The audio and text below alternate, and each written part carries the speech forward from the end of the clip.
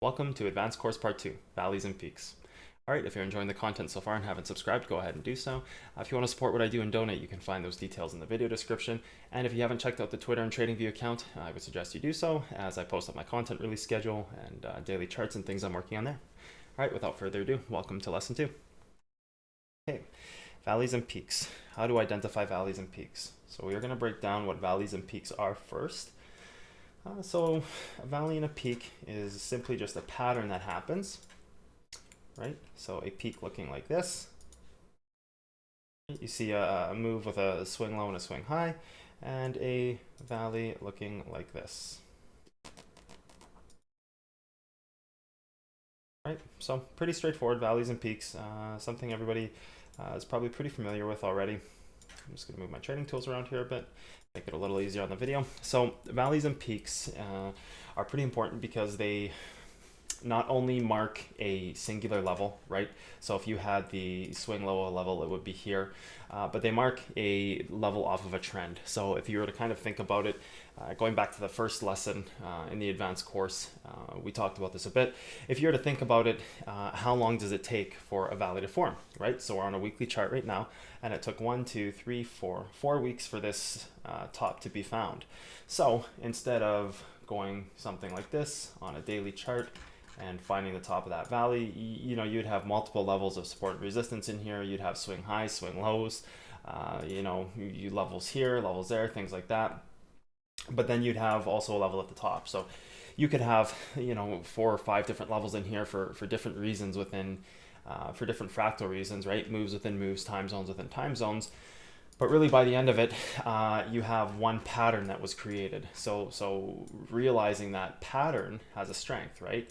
So the top right here is one level based off a pattern. Now that pattern was 1, 2, 3, 4 weeks. 4 weeks it took to find that level. So if you think about that, how much stronger can that 4-week level be versus something that's created in a 1-day candle or right? You go back to the daily chart and that will be the end of a daily high, but more importantly, it'll be the end of a peak. So, 4 weeks or 1 day, right? So here's an example.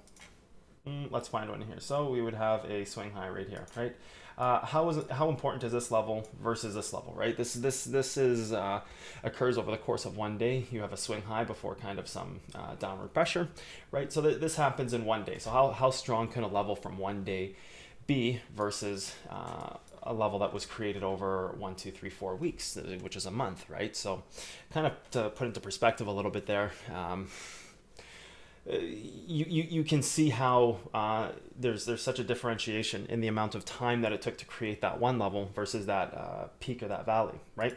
So peaks and valleys are market patterns, right? They're the starts of a move. It's where you have the beginning of a move from the very bottom of it, right? So you can see the move starts right here and it ends up here. Oh, let me move that over for you guys. So you can see the move starts right here and it ends right here, right? So you can see where that move starts. It takes a move up, creates an uptrend, and thus creating a peak in this case. Or if it was a downtrend like this, that's creating a valley. So that's how you identify valleys and trends, and they exist everywhere on charts, right? You could take this concept and they exist everywhere on charts, right? You have a downtrend here. All right, let's do that again. You have a downtrend here, right? So that's a valley right there, and have another one right here, right? You have another downtrend there, valley, and then you have an uptrend valley here. Oops, let's go and do this properly. You have an uptrend here, right? So you have these valleys and peaks everywhere in charts, and as you break these down further, which we'll do in the next video, the video on fractals and further into the time zone, then you have further valleys and peaks, moves within moves, right? So you have a peak right here, and so forth and so forth. We'll find one more. Well, there would be one that starts here and goes like that. So this would be one right here, which we probably already identified. That would be one, right? There'd be one right here. Come on, mark it out for me. There we go. Starting of a downtrend, right to the ending of the downtrend. They exist, time frames within time frames. smaller moves within smaller moves, you know, the kind of the market pattern, the way it works, you know, and so forth and so forth. And, you know, you have another one here and, oops, let's go try that again. You have another one there. So, you know, you can see how these, you could break this down all the way down to the 1 hour, and we'll get into that in the next video on fractal behavior of moves. But, you know, even breaking down a 1 hour chart, you know, they exist everywhere. Even on 15-minute charts, they exist. You know, you've got one right here, and so forth and so forth. So we are just going to set this back to the daily, reset our chart. And we are going to talk about what does it mean to lose and gain valleys and peaks. So what does it mean to gain a valley or a peak, and what does it mean to lose a valley or a peak? So before we get into that, I kind of want to just go over that same thing I basically just went over, and just reiterate a point that a valley and a peak takes multiple, you know, a longitude of length to be created, and you know, even whether it's a daily chart, a weekly chart, you know, daily respective to how long it takes on a daily chart. So is it, you know, just created on one candle, or is it created over the course of 10 days, right? So again, we'll go over fractal behavior in the next video. But for this video, it's important to understand that valleys and peaks, the reason they're so strong and the reason they are so religiously respected, and these moves happen and are based on peaks and valleys, because it's a big part of our market, is just the amount of time it takes. So, you know, simply if you had on the weekly chart a level like this, right? And this was the swing low of the level. So we're just going to move this guy out of the way, and we are going to turn our magnet tool on, a good old magnet tool, our friend, and turn our magnet tool on, mark that level there. Let's make this purple, like I like to do for my rule set. Purple is kind of my weekly level, and we're going to mark the bottom there, and, you know, let's mark the top just to mark it right there. We got it. And so now you see that you have two distinct levels that are created over the course of 1, 2, 3, 4 weeks. So pretty strong levels, right? These aren't created in one day, although they are created in one specific moment.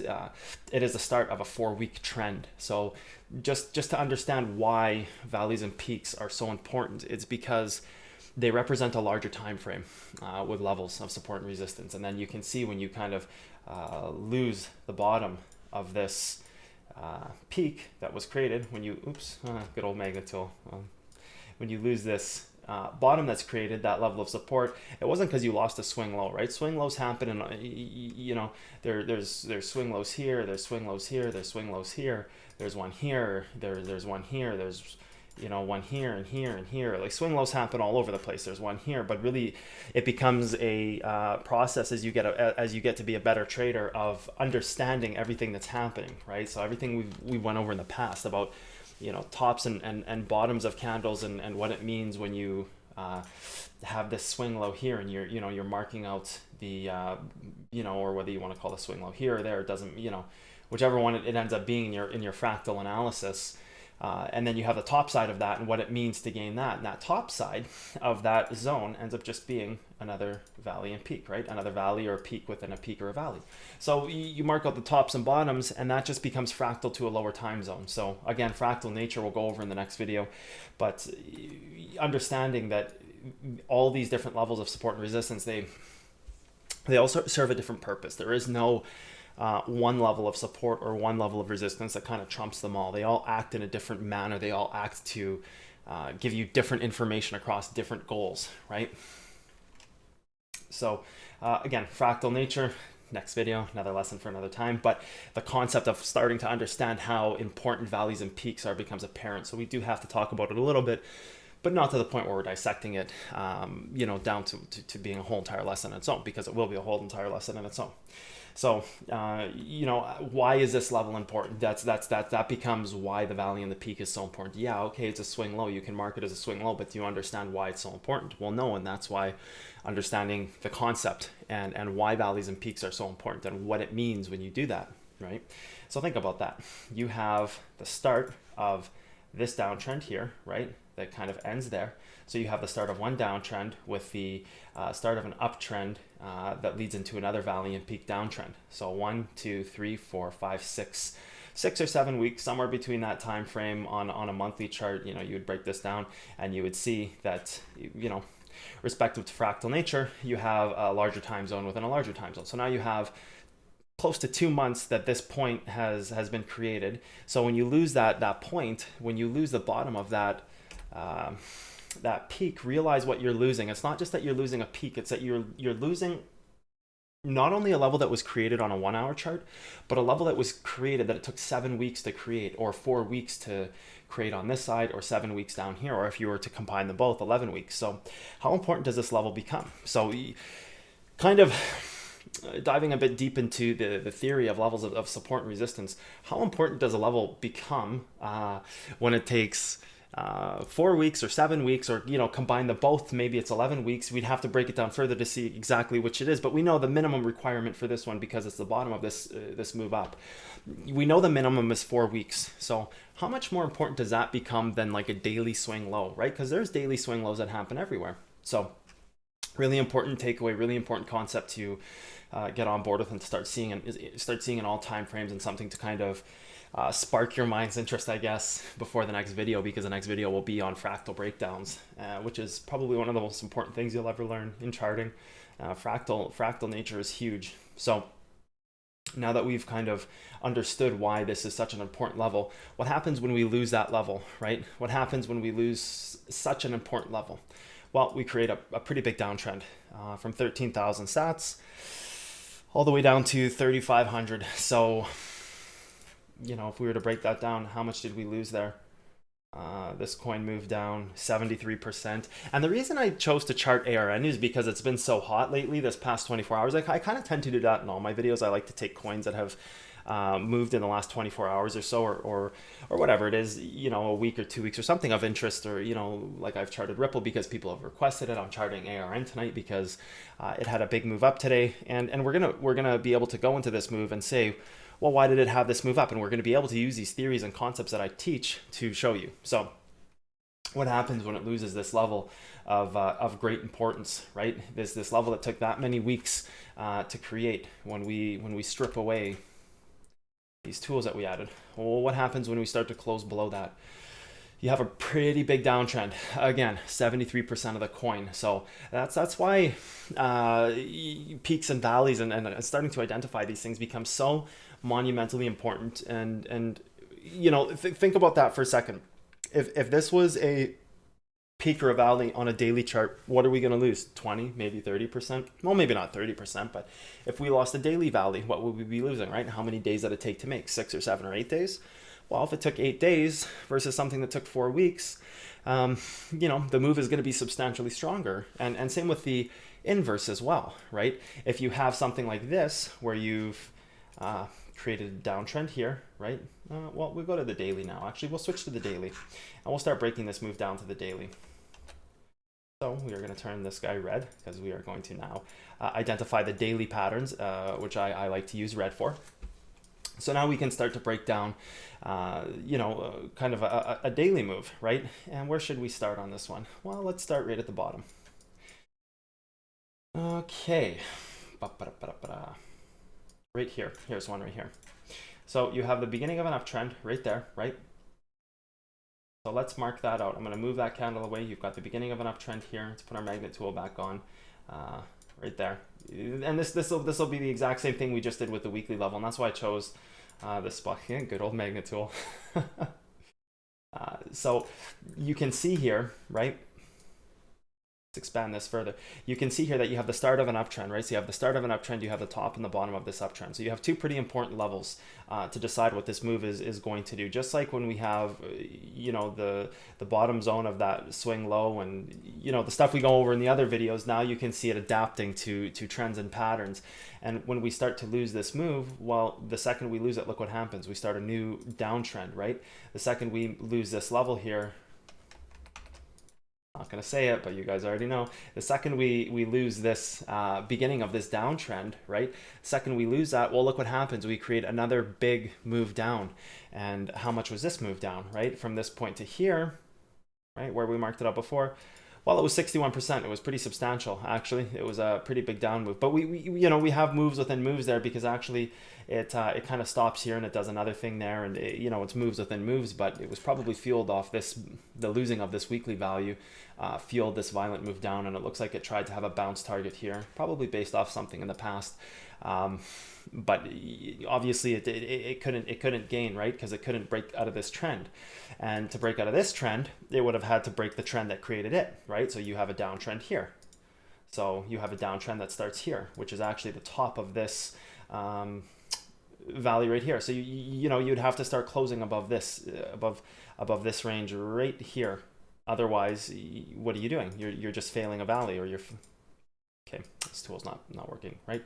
You'd have to either close the testing of this weekly level again, or you'd have to close the starting of that trend, right? So it's trends within trends within trends. And what did this do here? And this could have simply been, if we broke this, well, we're not going to get down into that. We'll save that for the next video, the fractal nature of it. That's okay, doesn't matter. So then as you go further into the move, you have more downtrends within more downtrends within more downtrends, right? You have one that's created here. Right, you have one that's created there, and we're just going to collapse out of it, and then you have another one that's created right here, right?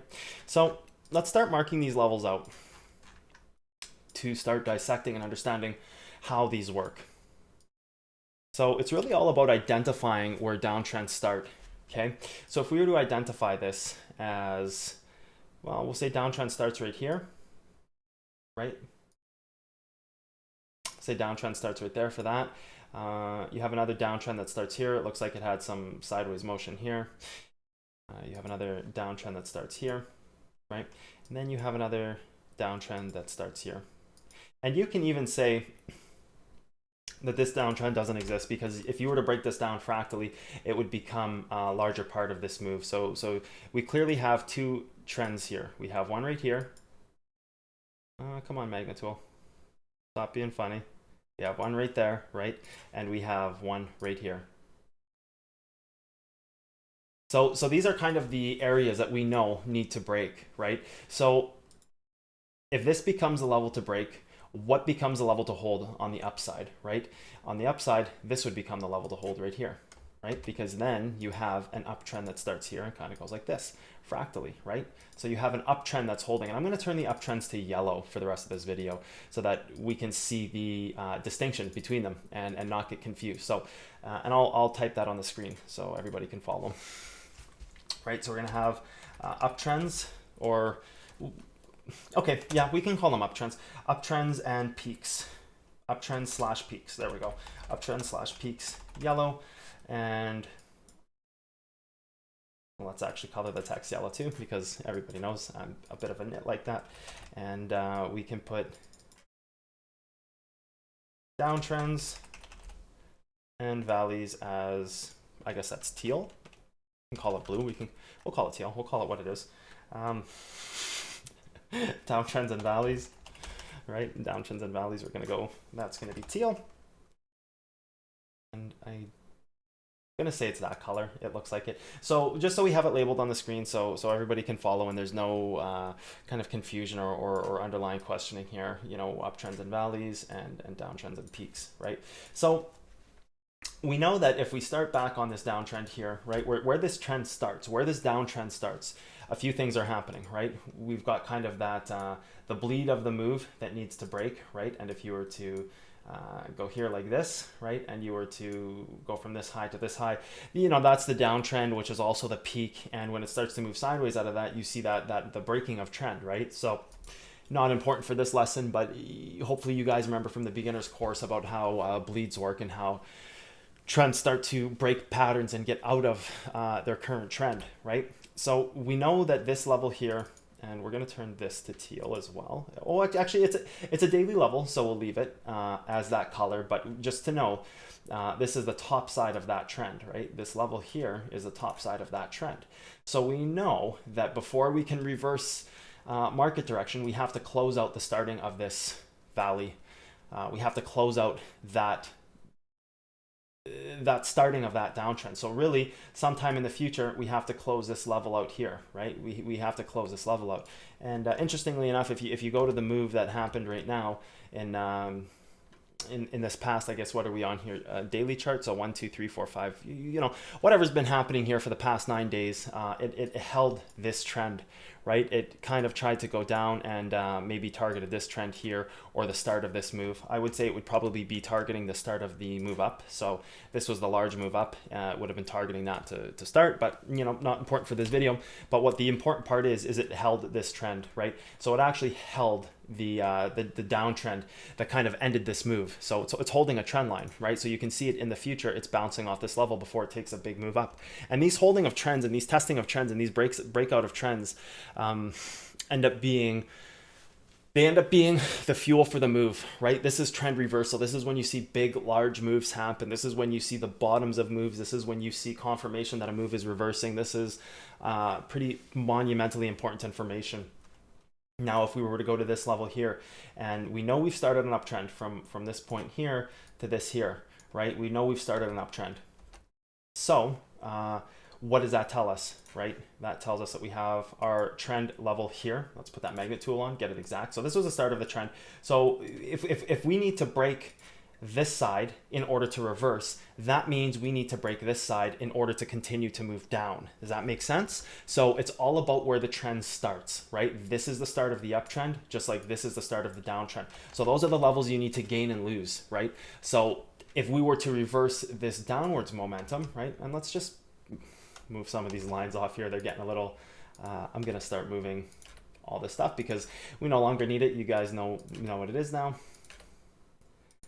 Right, so let's go back to that. If we have the trend start here, the magnet tool gets me every time. If we have the trend start here, I bet you anything by the end of all this series, you could probably make a bloopers reel. And I probably said that magnet tool gets me about 500 times. It's quite staggering. So we know that we need to reverse market here. So if we gain the start of the downtrend, right, we know we have to gain that up to move up. And once we gain that, that's a huge moment in this coin. So the same thing would go on the start of a uptrend. We know that we need to lose this level here. We need to breach this level here if we're going to continue to make a huge move here. So if we actually go back to our weekly, right, same thing that happened here on a different daily time zone, right? When we lost the start of this trend, well, look what happened. We took a big move down, right? So we have to hold one of these uptrends because that's what this is doing. This didn't hold this uptrend. It broke the uptrend, so now it's moving down, right? This did hold it here, right? What happened on the weekly? Remember this whole big thing where we talked about 4 weeks happening here and 7 weeks back to here to get to this point, and then 4 weeks to get to that point, right? So what happened in that part of the move, right? We had a huge move down because we lost a massive trend. We lost a weekly trend that was created over whatever you can identify this as, right? So you take a big move down. So that's the same thing. You have to hold this trend here. You have to hold the start of your uptrends. You cannot break your uptrends and then, you know, do this thing where you just scoop right back up. It's not going to happen. So you have to hold those levels, right? They're important. So it's all about breaking the start. It's all about passing through the starts of trends, whether it be up or down. Okay. So let's continue on with this move and look at this. All right. So we create another downtrend here. So there's a trend created within a trend here. So this here ends up being another downtrend created with a trend. So what happens here is we first test this level, right? So the trends start here, this downtrend before ARN took this big jump up in time, right? Oops. Before ARN took this huge move up, right? We have to test it before we break it. Same thing I always tell people. First time you test the level, you're gonna establish that 90% rejection. You're gonna test it for the first time. And there's an exact reason why, and we get into that in a video called exhaustion, you know, a little bit more through this advanced course. But there's first touch right there. This establishes that so it can break in the future, right? And that creates this uptrend. So you have the uptrend in yellow, which starts here and ends here. And then you have another trend, which is this right here, right? You have a trend within a trend. And we're going to turn this one to teal. Where's that? I think we used something like this. It looks close. Good enough. You guys know what it is. I don't need to go over it. So really, what do we have to do now to start going through this move and seeing that reversal and pattern? Well, we need to start closing this downtrend, right? Because it's trends within trends within trends. That's what markets are, right? It's fractal behavior. So this is a trend within a larger trend, which is our yellow, right? So this is the trend that we have to break, and you can see it attempts here, it establishes that first touch, and then it tries again, and then it tries again and again before it finally breaks. And you can see how much resistance this trend line acts as here for this move, right? Because you have to break this trend in order to start to break the next trend, right? You have to break this trend here in order to break this trend here. And if you are going to start breaking trends, you have to hold your current uptrend. So you have to make an uptrend first, and it has to retrace down, right? So you make an uptrend here, and you have to hold that level before you can say, okay, we've made an uptrend, we've held the level. Now, that doesn't mean an uptrend has to do something like this. Let me just delete these lines here, because now we don't need these here. You guys understand this, what's going on. So that doesn't mean we need to always have an uptrend where we come down, test a level like that. Sometimes an uptrend can be up, and then it comes down to some other point of interest, right? Some other area where the uptrend is still held. We don't have to test this every single time. If we test it, obviously, it's a little weaker of a move because we were actually not having enough steam to make this thing go up. But we don't have to always test the bottom of this trend, but we do need to hold it, right? So important to know, we don't have to always come down to the trend start. Like, you're not always going to do that. You're only going to do that in a situation where you're starting to reverse direction, right? This trend could have simply came up here, came down to here, and then started this thing that it did, like that, right? But, you know, in this case, it held trend, which was a huge signal, right? If it creates another downtrend and it holds the starting of this trend, well, guess what? It just held trend. It tried to break down, it held trend, and now it's, you know, ready to move up. And if you think about that for a second, let's zoom in here and take a look. So we have the starting of this trend here, and it actually tries twice to move through the trend and gets rejected, and then bounces off at a third time right here. Then you have a huge move up because you have people saying, look, this thing is holding trend. You know, some people might see it as a swing low, and those are the people who don't quite understand why it's important and the reason it is. And that in itself is also another important lesson too.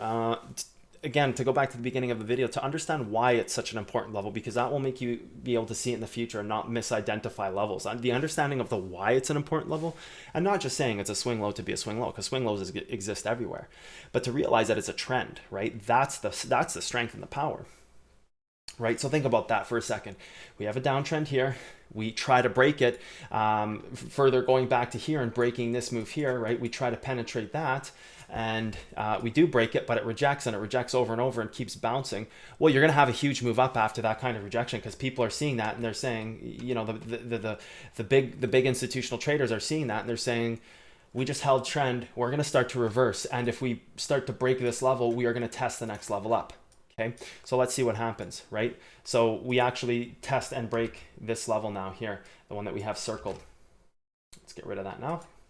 So we actually test and break this here, right? So we test trend and we break it and we come up right here. So when that happens, what are we going to do next? We're going to look to close out this trend right here, right? So once we close out that trend, we have to look at where the next trend is going to be, right? So we have to start looking and finding all the trends within this move. Let's just delete some of this stuff, right?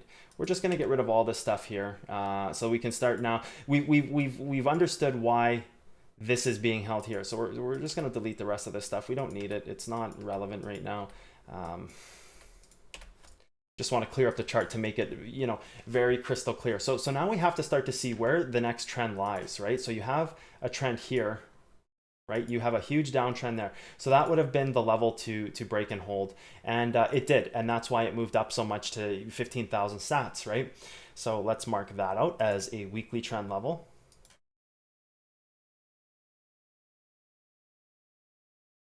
Okay, now let's go back to the daily.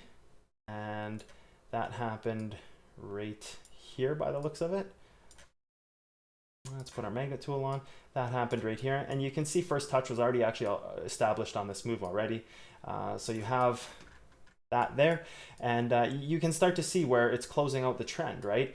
And you can start to see when it's going to reverse, where it's actually breaking these trends to get to the next trend, right? So this is another trend right here, right? This is another downtrend that was created right here, right? Before this kind of this scooping up and this downtrend, and the same thing, trends within trends, right? So you have another level right there, and that's a daily trend level, right? So you have another trend here. Let's just delete this, and let's delete, we'll keep that one. Yeah, sure, why not? So you have another trend here, and you can see it tries to break over, it breaks over, it comes back down and moves over it, right? So, and then we know we have another trend there. And then we have another trend right here, right? And this becomes a daily trend. So you can start to see exactly why and where these trends are holding and breaking. And if you look at this, the levels that are testing here, right? So you take this move up, oh, magnet tool, again. So you take this move up and you come down and you actually touch the top of that trend level. So that's the understanding and the starting of identifying what levels become important, because you can end up drawing levels all over your chart, and you can end up going through this process where your chart is so congested that it's going to end up touching something somewhere, because it's like throwing 1,000 darts at a dartboard. Like one of them is going to hit the bullseye, right? But it becomes identifying the exact levels that are going to be touched, right? So this being a trend, this being a trend, this being a trend, right? So when it breaks this trend here, we know it can test the next trend, right? So when it breaks this here, right, when it breaks this downtrend here, we know we're in the clear to test this downtrend here, right? So that's a downtrend there. And where does that level line up, right? And you can see how it doesn't pass through. And when it does pass through, we're clear to test the next trend. And when it passes through that, we're clear to test the next trend, and so forth, right? So you can see it attempts to break this trend. It doesn't. It comes down, right? And then it comes back up. And it's, you know, it's doing moves within moves here, right? And then here too, right? So that kind of explains to you the beginning leg of this move, okay? So that kind of explains to you, and let's use a replay tool a bit here. Replay tool is being a bit funny. Okay, not important right now. We'll use it, but I would just want to delete some of these lines here first. So we have our trends here, and let's use this replay tool a bit to come to here. Replay tool, hello? Please work. Why are you not working?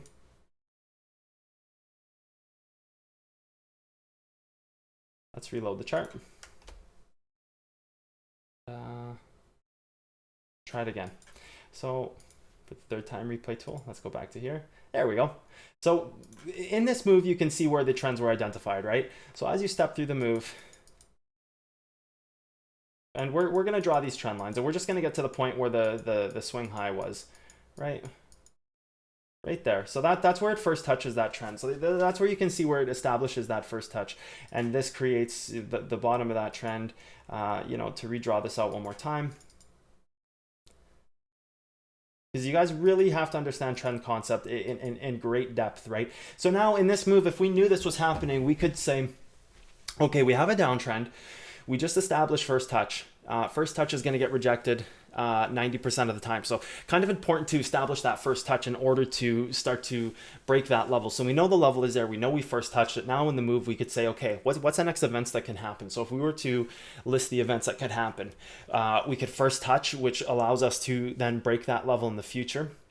Or the other event that could happen would be we can test to see if this downtrend is over, and we can test the bottom of this peak that was created. So we know one of two things can happen. We can either continue to go up after another event has triggered it, or we could just continue to move down. So let's continue this move now.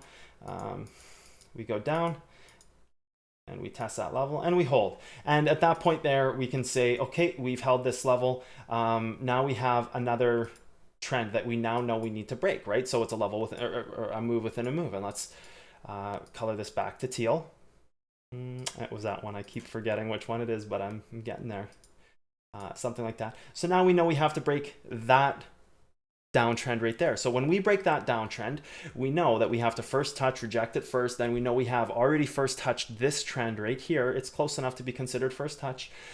We know we can break that. So our next target would be this trend back here, right? So now if we have held this trend, we know that the move can start to reverse, right?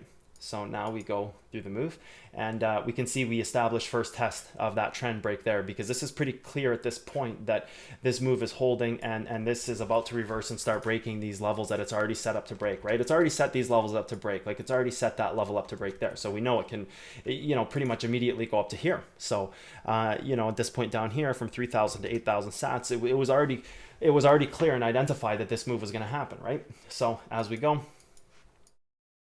all right, we go through our retracement period, and then we're going to need to first touch this, and you can see this ends up being accumulation, right? So what does this look like? This looks like accumulation, and this looks like a zone of accumulation. So going back to our very basic theories, our accumulation could have been created where? On the bottom of a peak. So that would be the swing low of the move, which would also be the start of the trend up. So we know that this is our zone of accumulation. So we know if we kind of drew a box here, this acts as accumulation. Well, you can start to see how these things add up and start to act together, right? You have the swing low, which is the start of an uptrend, which acts as future accumulation if the move holds. So if that move holds, there is going to be a ton of volume in here, and it's going to lead to a big move up right after. Big move up right after, because there's a ton of volume. Confirmed trend hold. Confirm first touch reversal on breaking of this trend and this valley. Confirmed accumulation. You have all these things lining up saying yes, yes, yes, go, go, go, buy me, buy me, buy me. It's flashing red in front of your face, but you have to be able to see it, right? You have to have the tools to be able to pick that out, right? So as we come up here, see what happens. And it's getting pretty close to a first touch. And I guess you could consider this a first touch just because the accumulation has been so apparent, right? It's been so apparent that this has been an accumulation zone and this was an accumulation zone, that this move just smashes through, right? So, right, we tested this right here. Let's go back a little bit more, because we kind of missed the closing of this valley. I forgot to talk about that.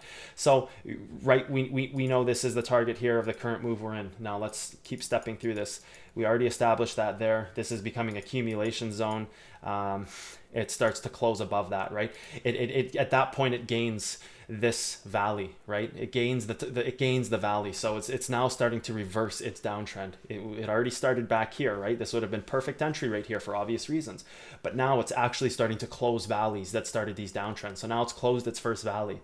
And we've already established first touch back here. So you can see it never really goes below that level. Well, that's why, right? And we know this is going to break already, right? So then if that reigns true, shouldn't this have to first touch before it breaks? Well, it does, right there. So it does actually first touch and reject. So this is actually just a big 2-wick first touch rejection based off a huge reversal signal, right? You have to remember, this is 71% this coin lost from losing its last, this outer valley right here, right? This big one that was started here on the weekly chart.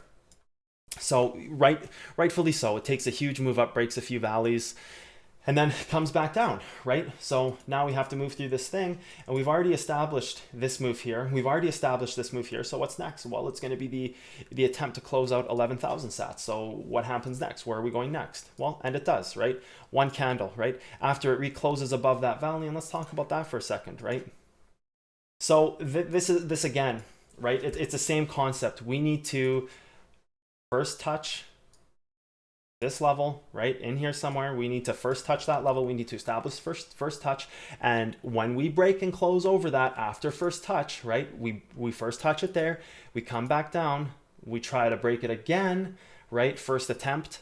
Well, look at that, we close the daily above it. What do you guys think is going to happen next? Just like what happens whenever you close a valley of the past, right? You close this valley here, look what happens. You close this valley here, what happens? Boom. Well, look at that, right? So it's seeing these valleys, right? It's understanding what these valleys mean, and then this starts to try to close out that bigger valley to try to reverse the trend here, which actually would have had to be a reversal of this. It would have had to hold this level in order to attempt this, right? It would have had to try to attempt this, which is not there yet. And, you know, it would have had to start to hold something like this, which actually would have just been this weekly level, because that would have been a stronger indicator. But really, to start to make new highs, it would have had to break this, because this is just another starting of a downtrend on a larger scale, right? So that's just another large move up. So that would be a target in the future, would be that 17,000 sat range. You know, it would have to first touch this and then come back, because these are untested levels, right? So that's another key takeaway too, is that word of untested levels. These levels aren't tested, right? So if you look at this move, right? If you look at this move and you see that this valley is created, this is a tested level back here. So that's why we have this complete move up through it. This is a tested level. This was not a tested level right here. So you can see this is never tested in this area here from the start of the downtrend. There is no test of that level. So it has to test it right here, right? Same thing with this down here. It's never tested. So it has to test it, come back down, and then break up over it. So it's the same concept in theory that applies throughout all charts and throughout all time frames, right? This one is tested there. So when it breaks up, it can move, right? This one can't move right through because it starts here. You have to test that before you can break up and through it, right? So you can start to see how important this becomes. And then let's move forward through this move and see what happens. Tries to hold that level, you know, to continue its move up, can't quite hold that level. And just like magic, look what happens. Look at what it tests. It tests the top of the valley, right? So that's the point of seeing valleys and peaks, is you can have all these levels all over your chart, and you can have, you know, 10 and 20 different lines and swing lows and swing highs, but really it becomes the refining of the chart and the perfecting of which levels make sense, right? So which of these levels make sense? What is it actually going to respect? So you seeing with valleys and peaks, now you can understand where it's actually going to come back down and test, right? Because it's going to test the top of that valley. So we can come down here and we can see what it does. It closes over this valley. So you see, it actually closes over this valley, and this is now the creating of a new downtrend. So now you would have to come up and test this level, right? So now we've identified the next downtrend, and that's how you would step through a move, right? And it ends up holding the top of this valley right here before it loses the valley and it moves down to this valley right here, which it tests and holds right here. So that's how you can see the exact. So this is, you know, 1, 2, 3, right? And then I guess you would have, if you were technically to be in this move, this is the start of an uptrend like this. So this one would be yellow. Yeah. So this one becomes yellow, just like this was the start of this uptrend here. This would also be the start of an uptrend there, and this would be the start of an uptrend there. So you'd have two targets in here. You'd have this, and you'd have more importantly, to see if this move was over, you'd have to start collapsing this level, because this started the move up there, and then this one here, right? Because those are the kind of the starts of the moves. But more so, this looks like the important level, because it's 1, 2, 3 solid days of upward pressure, right? So this looks like it's, you know, the most relevant level is right here, which is the start of this uptrend, just like we saw down here. So we'd actually have to touch this, and this is a level we have to hold if we want to keep moving up. Does that make sense? I hope so. I think you guys are pretty smart. Well, no, I know you guys are pretty smart, but I think that makes sense. I guess that's a better way to say it. So as this move goes through, let's see what it does. So now it's trying to regain the valleys, you know, and in this case, it would try to have to regain this, right? And now you can see it's moving down, right? So, you know, this is the start of another move, and look there, it's trying to regain that valley again, right? And it actually does there, and it closes out, but it can't really hold it. So then this would be levels within levels, because now you have, you know, now you are no longer trying to hold this valley here. You are no longer trying to hold this. What you are trying to do is hold the new valley that was created. So this would be the move down here. And this is getting a little congested, guys, but this is the way it works, right? So we're going to delete this one here so we can see clearer, right? And we know we have an uptrend there, and we have one downtrend there, and this is going to act as another downtrend. So let's do this the easy way. Let's go copy paste. Let's move this to here where there's the starting of that downtrend, and move that to there. So we know now this is the local downtrend for the move, because the move starts moving down here. So we have to actually regain this level here, because we've created two downtrends here. We've created one here, and we've created one here, like that and like that. So we have to gain this in order to continue the move up. just like we'd have to lose this in order to continue the move down. And then this would have to be gained here as well now. So we don't gain that, we don't gain that. And then again, then you'd have an uptrend that starts right here, right, like this. So then technically you'd have to hold this in order to test something lower, right? Because that's now an uptrend as well, right? Because that would be the start of the move, and you can see it happens right there. So it actually happens right there where it tests it down and it loses that uptrend there, right? So then what's going to happen? It's going to start to move down, right? So it's all trends within trends. And let's see what happens with this thing. So there's a pretty noticeable trend right there. That's something that has to be held, right? So it looks like it's going to have to, we don't need this one anymore.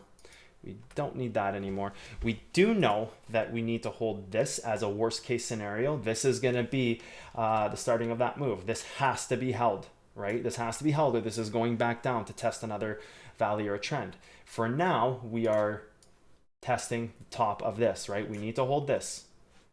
So let's step through this move, and it looks like we're holding it until, yeah, and you see it's right there, and it happens. It tests this trend, right? So that's what it's testing to hold, just like it tests it to hold here. So this right here is the same as this right here, right? You have the uptrend right here, which is created right here, right? Let's expand this out so it looks all the same, right? Let's move this the exact same way that other one is, right? So the circles are the same in this scenario, and the strike through lines are the same. So this circle is the same as this circle. It's the starting of a trend, and this is holding trend, and this is holding trend. So now we can see what we could do. So actually, technically, if this move holds and it doesn't close over, this would have been entry on this coin. And I don't know if this move is over or what happens here. I don't know. I'm just charting this on the fly. But, you know, we saw it here. We saw it here where we said... let's delete some of these. I'm like repeating patterns. It's getting a little messy, and I'm a little too nitty to have all that stuff on my screen. Right? So we said, okay, we held the peak right here. We held the low of the peak, so we know we're going to move up. So wouldn't the same thing be here? If we hold this peak, shouldn't we be, by the rights of the science of trading, shouldn't we be moving up? Well, I don't know. I don't know what's going to happen. Well, we move down. And we're holding this valley here, and we start to move up, you see? So it kind of does this thing where it holds trend with respect to some downward pressure, and then it moves up above over it. So now it's starting that move up again, right? And then it has to break this right here. So this is the downtrend, right? So then for this move to keep going up, it has to break this.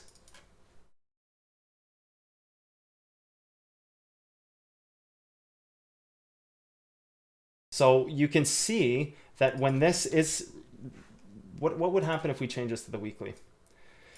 Right, so you can see that that was pretty much, it was broken, but there was enough buying pressure there between, I guess between two levels here, between this and this. It was enough to say, okay, well, let's have this move continue to move up. But if you use that same methodology as that, if it's holding this level here, you could buy there and look what happened with the move, right? And then you'd have to test some levels in there, right? You have a pretty important valley back right here. You have a trend right there. So you have to break this in order to keep moving. So, okay, and that's actually the end of the move, right?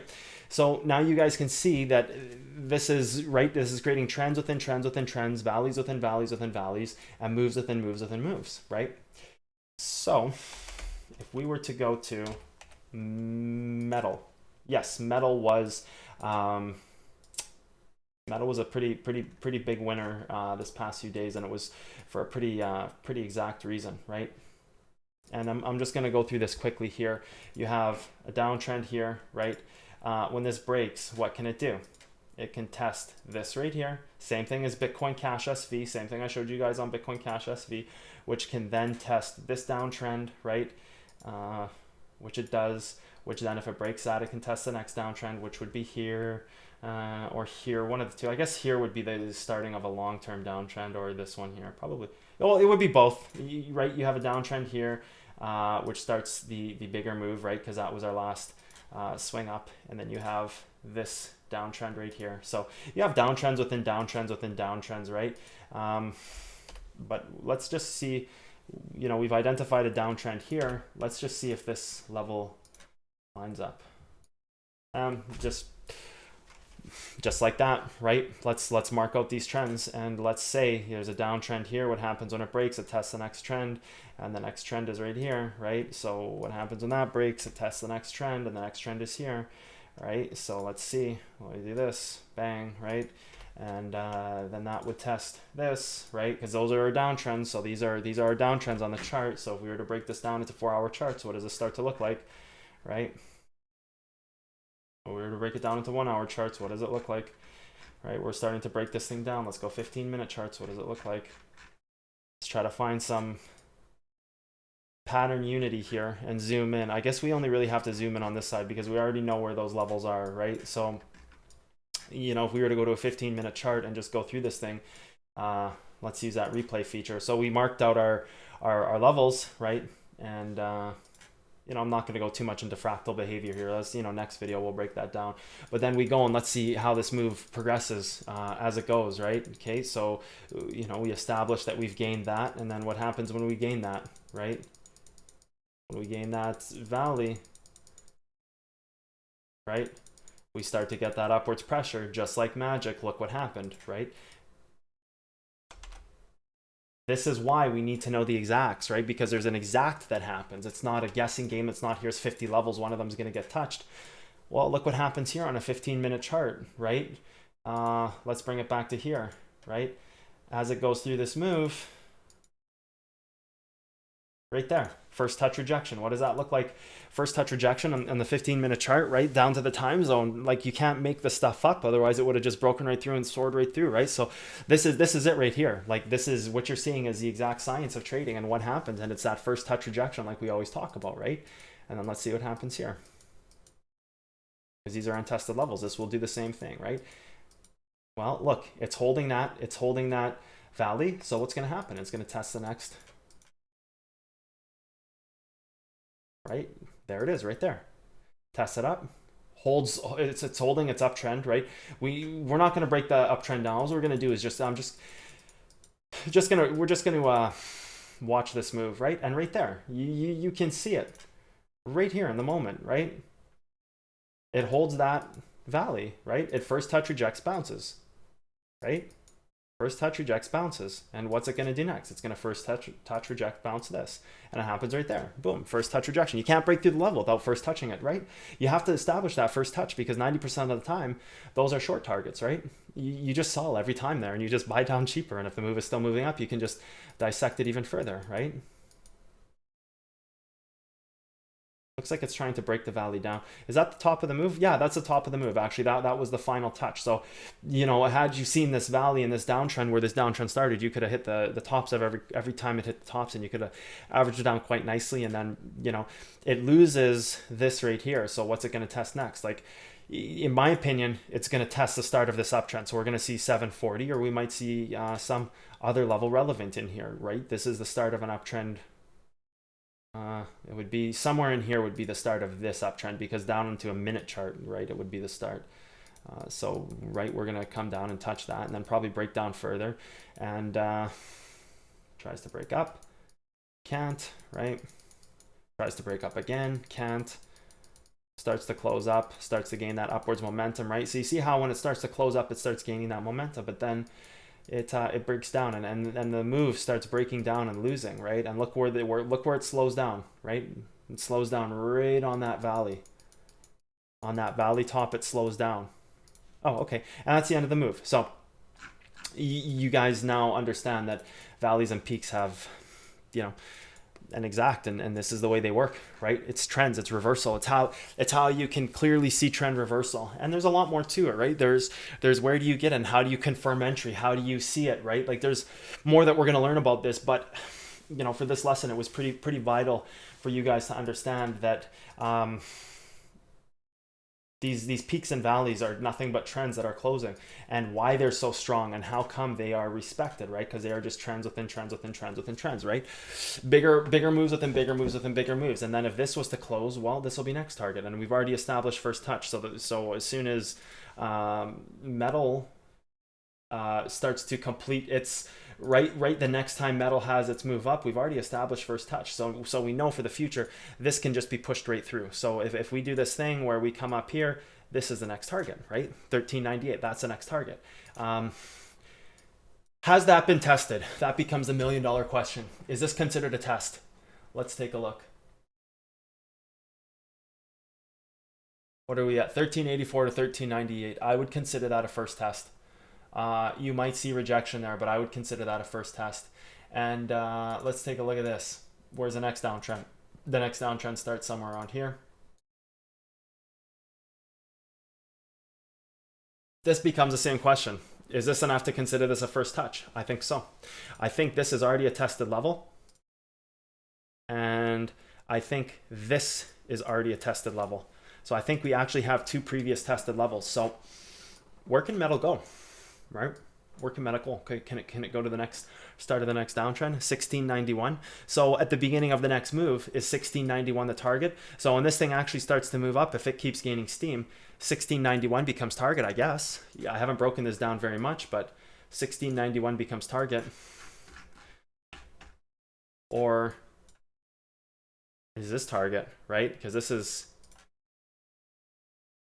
this the level? That would be the level. So 1691 would be target. But then further 1691, 2402, right?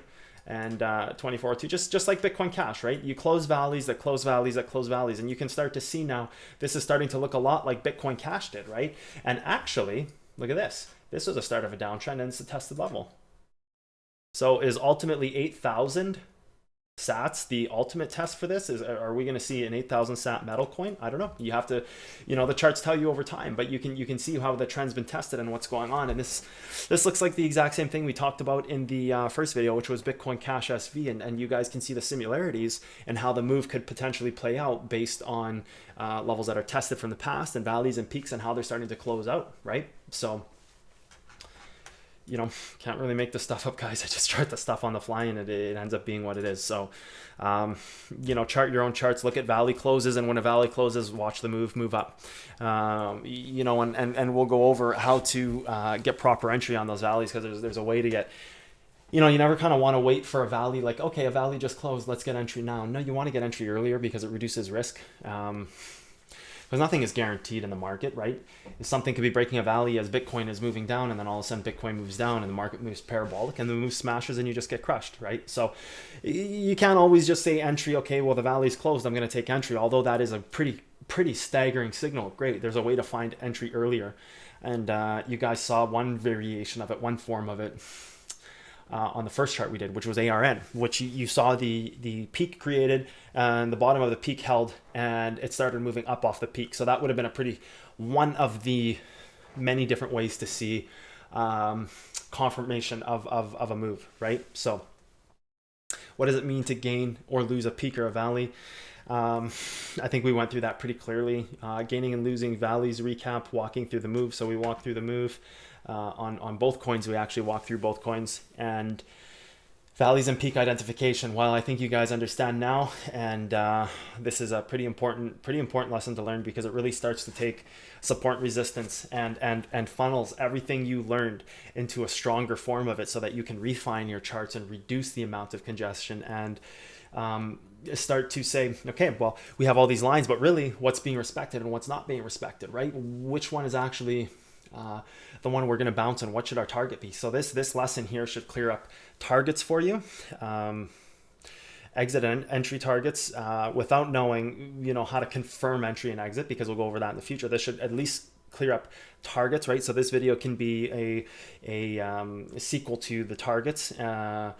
The targets video. This is a sequel to accumulation and distribution. This is a sequel to levels of support and resistance, and this is a sequel to trends, as well as the last video, which was high and lows. So this video ends up tying together a lot of these concepts, so you can now start to see how they all work together in this kind of this magical globe, right? Because charting is not an easy thing. So that's something else I want to take a minute to go over before we end this video here. Charting is not an easy thing. Charting is not something you can do for 30 seconds and say, okay, it's done. No, charting is something that you have to go into, and you have to break it down, and you have to understand what exactly you're looking for, and start to identify these things and go to all different time frames and start marking out levels, and then start taking them away, right? You mark out all levels and start taking them away, and start asking yourself, which rules are being respected here, which which level's going to get tested and touched, and right, because you could end up having 50 levels on your 50 levels on your chart, and you need to know which ones are going to be tested and which ones are going to be respected, and what and the why. So this video should tie a lot of that stuff together for you guys, and act as a sequel to many of the things we learned. So Valleys and Peaks is probably one of the most important videos in the advanced course. It's going to be one of the most important videos in everything. It's in the top 3 or 4 for sure. So this is one you guys are going to want to watch a few times, and Valleys and Peaks will be part of your charting every single day from here on out. Yeah, it doesn't get much clearer. You guys will do it on your own, and you'll see, like, holy crap, a valley just closed or a peak just held, and look what's happening, right? So I hope you guys enjoyed Valleys and Peaks, advanced course part 2, and we'll see you guys on the next one. Take care. Bye.